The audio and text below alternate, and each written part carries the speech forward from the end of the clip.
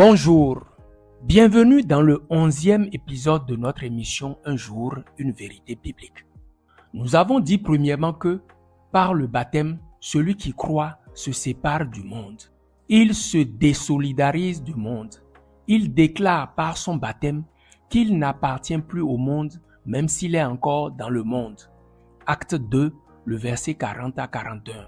Deuxièmement, par le baptême, celui qui croit prend l'engagement de se faire ensevelir, c'est-à-dire il se fait enterrer.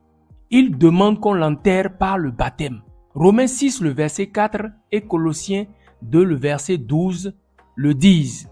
Troisièmement, le baptême signifie se revêtir de Christ. Lorsque celui qui se fait baptiser est plongé dans l'eau, il est enterré, puisqu'il croit qu'il est déjà mort avec Christ. Mais lorsqu'il ressort des eaux du baptême, il ressort revêtu de Christ. Il témoigne ainsi que Christ est désormais sa nouvelle vie. Il est en Christ, il ne pourra plus vivre en dehors de Christ. Et comme Jésus a dit dans Jean 14, le verset 9, que celui qui l'a vu a vu le Père, tous les enfants de Dieu baptisés doivent aussi pouvoir dire « Celui qui m'a vu a vu Christ ». Acte 2, 47 dit « Louant Dieu et trouvant grâce auprès de tout le peuple, et le Seigneur ajoutait chaque jour à l'Église ceux qui étaient sauvés. » Le Seigneur ajoutait chaque jour à l'Église ceux qui étaient sauvés. Celui qui est sauvé, c'est-à-dire qui croit en Jésus-Christ et qui se fait baptiser, est automatiquement ajouté à l'Église.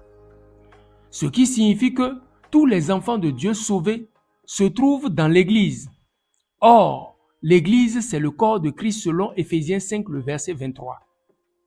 Cela signifie que tous les enfants de Dieu forment un seul homme nouveau, Christ, ou Église désormais.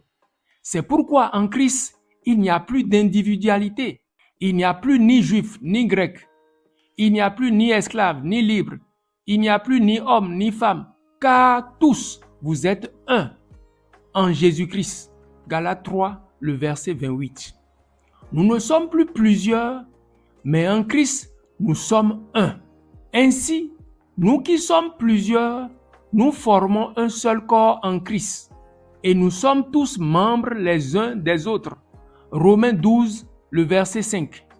Lorsque 2 Corinthiens 5, le verset 17 dit que si quelqu'un est en Christ, il est une nouvelle créature, ce verset dit que tous les enfants de Dieu forment un seul homme nouveau.